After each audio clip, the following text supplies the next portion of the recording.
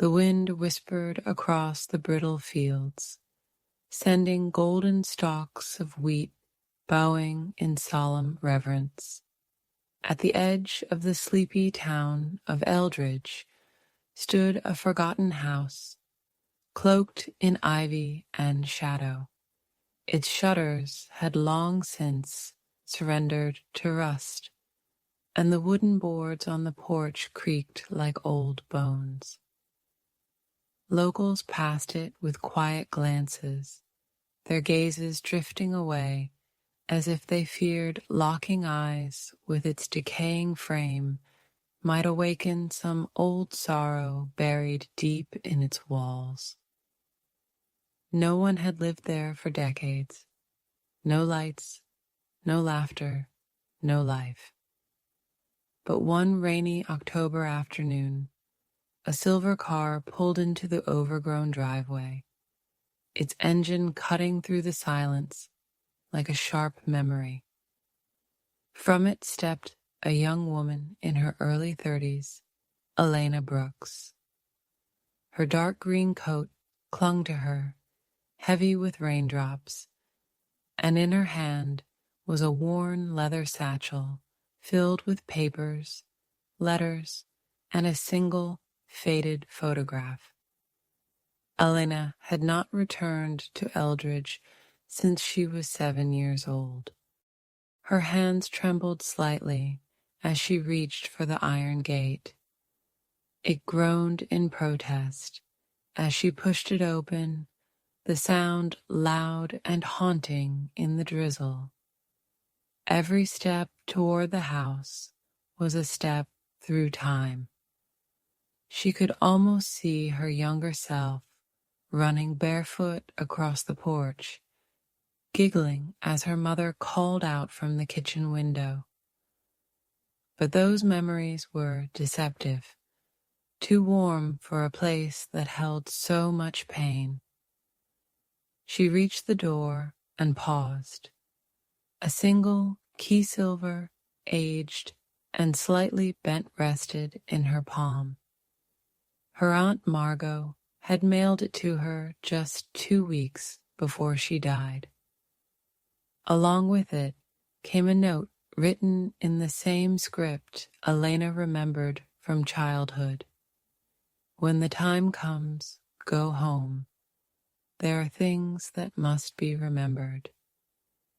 Elena didn't know what her aunt meant, but grief had a way of making the impossible feel necessary. So here she was. The key slid into the lock more smoothly than expected. With a soft click, the door opened. A wave of stale air rushed out, mixed with the scent of old paper and forgotten wood. The house felt asleep. Not dead, just waiting. Inside, the furniture stood beneath white cloths, like ghosts in mourning. Dust coated everything in a soft gray veil. The silence was overwhelming, almost sacred. Elena moved slowly, her boots echoing on the floorboards. The sitting room was just as she remembered. The grandfather clock in the corner, silent now, had once marked the heartbeat of their evenings. Her mother used to sit near the fireplace, knitting quietly, her presence a source of endless comfort. Her father, well, that memory was harder to hold. He had left long before the fire that took her mother's life. Elena walked toward the old piano against the wall. Its keys were yellowed with age, and a single photograph sat on top her mother, smiling, arms around a tiny Elena. Her heart clenched. She sat on the worn couch and pulled the photograph from her bag, the one she'd carried all these years. It matched the one on the piano. Same moment, same smile. Only in her version, there was something strange in the background. A shape barely visible by the window. A figure? She had asked her aunt about it once, as a teenager. Margot had gone pale. Some things, she had said softly, are better left where they belong. But that wasn't good enough anymore. Not after the dreams. Not after the letters that began arriving 3 months ago, unsigned, written in a hand she didn't recognize. Each one spoke of the house, of unfinished truths, and always ended with the same line. The house remembers what you've forgotten. Elena stood and moved toward the hallway. The air grew colder the deeper she went. At the end of the corridor was her mother's study. It had been locked for decades, but now the key turned easily. Inside, dust swirled in the dim light. Shelves of books lined the walls, and in the center stood the old desk. Her mother's journal sat on top, untouched, as if waiting. Hands trembling, Elena opened it. Most of the pages were filled with gentle notes, recipes, poetry. But toward the back, the tone changed. There were entries about strange noises in the house, cold spots, the feeling of being watched. Mentions of someone returning, and a phrase repeated again and again. He is still here. Elena's heart began to race. She flipped to the final page. The ink was smudged, as if written in haste or fear. If anything happens to me, protect Elena. Don't let him in. The house remembers. The house sees.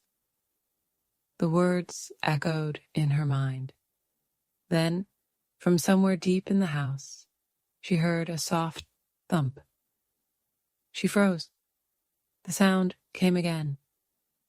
Not the wind, not the house settling. It was deliberate. Someone or something was inside. She stepped back, the journal still in her hands, and turned toward the hallway. It stretched before her like a tunnel of shadow. Elena. A voice. Soft. Male. Familiar. She dropped the journal. That voice had not touched her ears in over 20 years. Her father's voice. He had vanished after the fire, presumed dead, but she had never seen a body. Her breath caught in her throat. Tears welled up. "Dad," she whispered. No answer, only silence. Then footsteps. Slow, deliberate, coming toward her from the darkness. The footsteps drew closer, their cadence strangely familiar, heavy, deliberate, almost hesitant. Elena's fingers curled around the edge of the desk as her pulse thundered in her ears. Her lips parted, heart suspended in a fragile stillness. Then, silence. The hallway lay empty before her. "Dad," she called again, her voice barely louder than a breath. No answer, just the ticking sound. A slow, rhythmic tick. Tick, tick. But the old grandfather clock hadn't worked in years. Suddenly, as if summoned by memory itself, it began to chime. One slow bell. 2. 3. It stopped on the 6th chime. Elena stumbled into the hall, following the echo. Her boots moved instinctively across the warped floorboards toward the sitting room, and there it stood, the grandfather clock, its hands now stuck at 6 quall. The pendulum swayed, and then she noticed it. In the reflection of the glass face, a figure, tall, male, standing just behind her. She whirled around. Nothing. No one.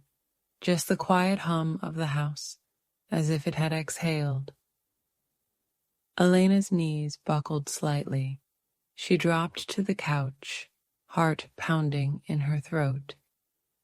Was it just her imagination, or was this house, this memory, playing with her mind?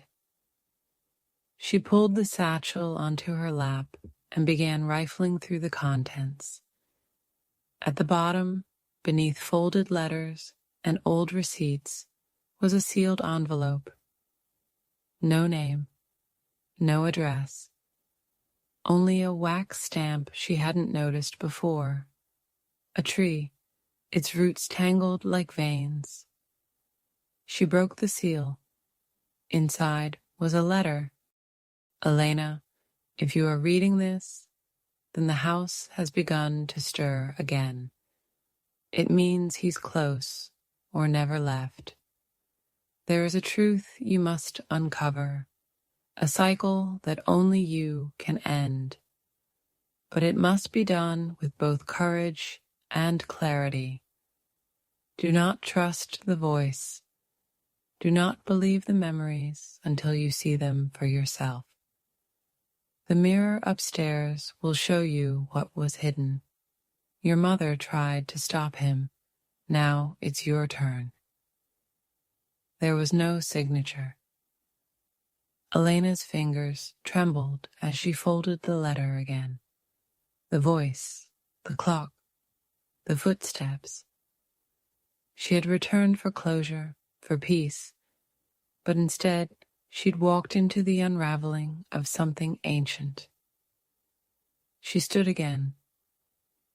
The staircase loomed in the shadows, its wood worn but steady. She took the first step, the groan beneath her foot loud as thunder. And then another. The light dimmed the higher she climbed. As she reached the top landing, a hallway stretched before her, lined with closed doors like waiting eyes. Second on the left. That was her old bedroom. She hadn't slept in it since the night of the fire. The door creaked open with a gentle push. The room smelled of lavender and ash. Faded wallpaper curled at the edges, and in the far corner stood the tall mirror she remembered. Her mother's. But something was different. The surface shimmered slightly, as if rippling like water. She approached. As she stared into it, her reflection flickered, not once, but continuously, like a faulty film reel.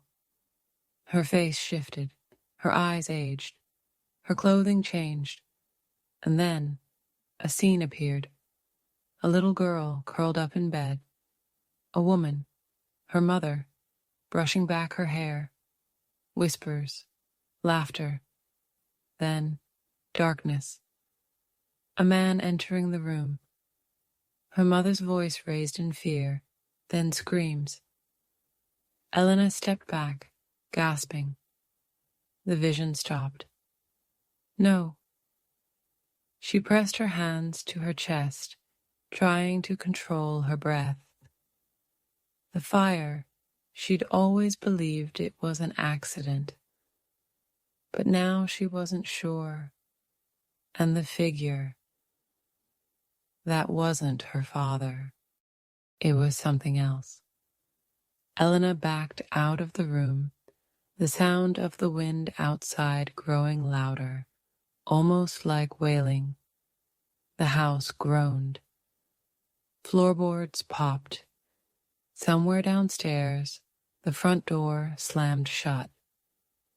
She ran, down the stairs, through the hall, out the back door, into the rain-soaked garden.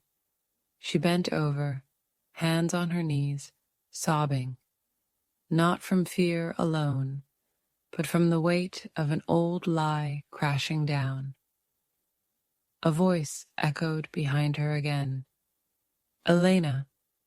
She turned, and this time she saw him. A man stood at the edge of the woods, not old, not young, his eyes familiar, but cold, not her father, not entirely. Elena, he said again, you've come back, just like she did, just like before. She opened her mouth to speak, but nothing came out. The man stepped forward. She thought she could trap me, but blood remembers, and now you've awakened it again. Elena took a step back. I don't know who you are, she whispered, but you're not real. He smiled, and the trees behind him bent as if bowing. Oh, I'm real. I'm every broken promise, every lie told under that roof. I'm what your family tried to bury. She turned and ran, through the garden, past the rusted gate, back to the car. She didn't stop driving until the town was a smear behind her. But she knew it wasn't over. She had awakened something, and it would not rest until the truth was unearthed. The road stretched ahead like a ribbon of mist, slick with the rain that had followed Elena from the house. Each mile she put behind her, the more the shadow inside her seemed to grow, a restless knot of questions and half-remembered fears. She pulled over at the edge of a small town, its gas station flickering dimly under the overcast sky. She needed coffee, something to steady her shaking hands. Inside, the scent of stale diesel and old newspapers wrapped around her like a faded memory. At the counter, an elderly man looked up. His eyes held the quiet wisdom of someone who had lived through more winters than he could count. Long night? He asked, his voice gravelly but kind. Elena nodded, unable to find words. He handed her a steaming cup. Sometimes the past doesn't want to stay buried. It has a way of calling us back. But maybe it's not just a curse. Maybe it's a chance. Elena smiled faintly. I hope you're right. The man nodded slowly. Be careful with what you seek. The roots run deep. Back in the car, Elena sipped the coffee, the warmth grounding her. The letter's words echoed in her mind. The mirror upstairs will show you what was hidden. But there was more. The man she saw outside the house wasn't her father. He was something else, a presence tied to the house's darkest secret. She decided she couldn't run anymore. She needed to understand. Returning home meant confronting her past and the shadows lurking within. That night, sleep eluded her. The wind howled like a distant chorus of mourning. She lay on the couch, eyes tracing the ceiling's cracks, listening for any sign. And then, a soft knock. at the door. Heart pounding, she rose to answer. No one was there, just a small package on the welcome mat. Inside, a leather-bound journal with her name embossed in gold. Hands trembling, she opened it. The first page read, "To Elena, you have been chosen to remember, to heal, to free us all. The answers you seek are within these pages. But beware, some truths may break you before they make you whole." The next pages were filled with cryptic entries, sketches of the house, symbols she didn't recognize, and dates, all pointing to moments long buried. She read about a family curse, a betrayal, and a hidden room in the attic, a place where the past was said to linger, a place where the roots of the house's darkness had taken hold. As dawn crept over the horizon, Elena made a decision. She would return to the house, not as a frightened girl chasing ghosts, but as a woman seeking truth. The morning air was crisp, carrying the faint scent of damp earth and pine.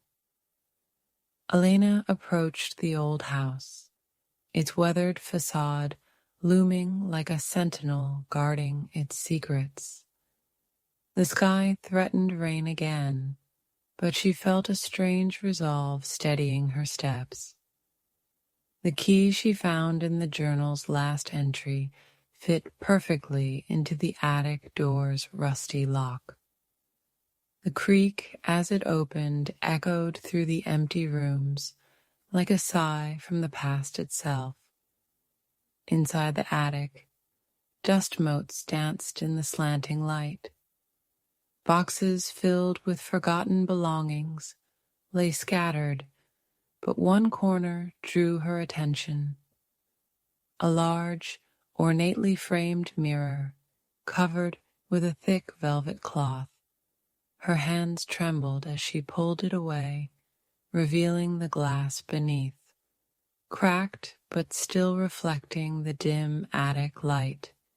She stepped closer, heart pounding.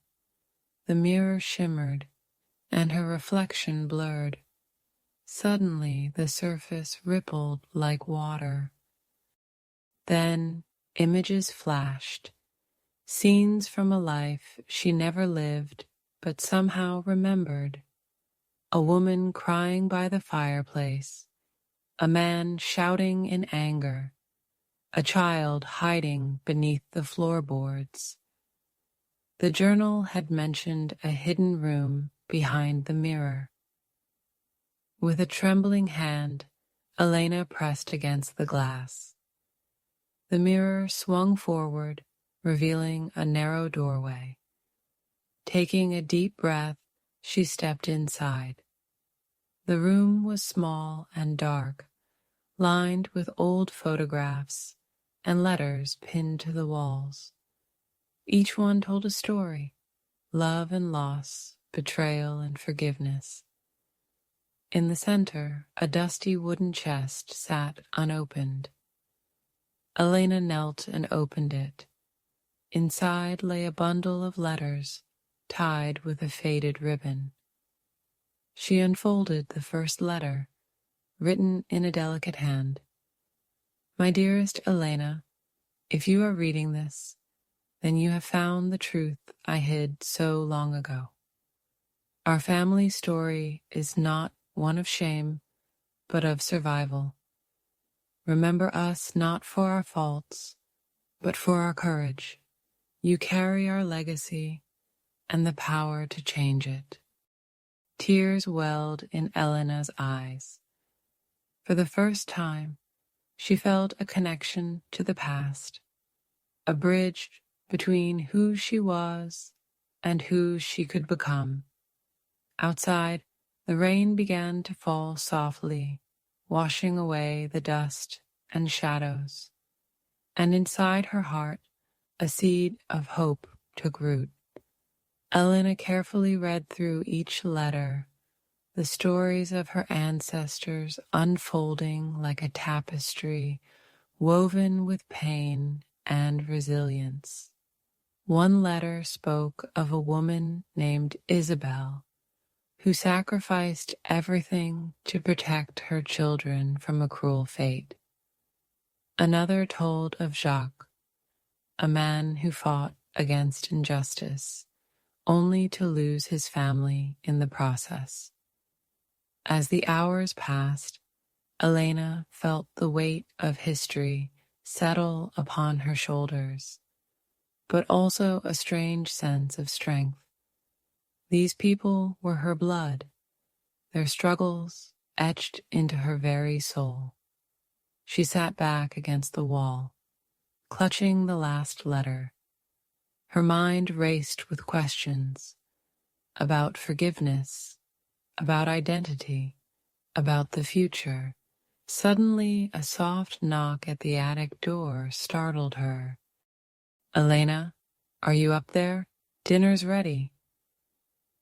The familiar voice of her friend Lucas broke the spell.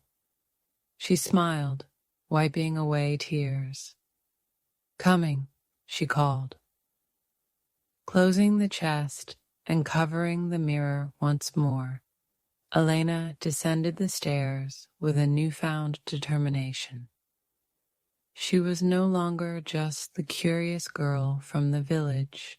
She was the keeper of stories, the bearer of legacy.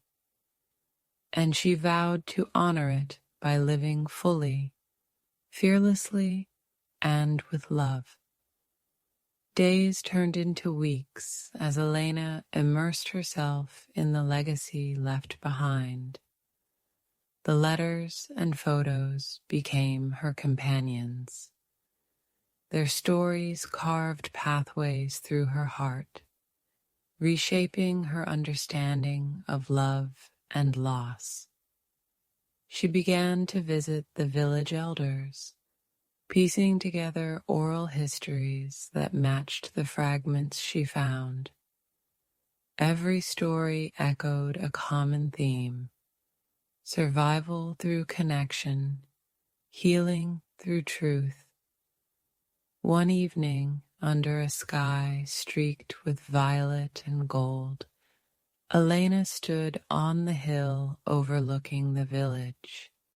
She held the final letter from her great-grandmother Isabel, its edges worn but words burning bright. "Dear Elena, our past is not a chain, but a root, strong, grounding, and full of life. From this root, you will grow tall. Remember, you are never alone. We walk with you in every step, in every breath. Trust your heart and carry our strength into the future." Elena folded the letter carefully, pressing it to her chest. She knew now the power of knowing where she came from, the power to rewrite her story. She was no longer bound by the silence of the past. She was free and ready to love, to live, to become.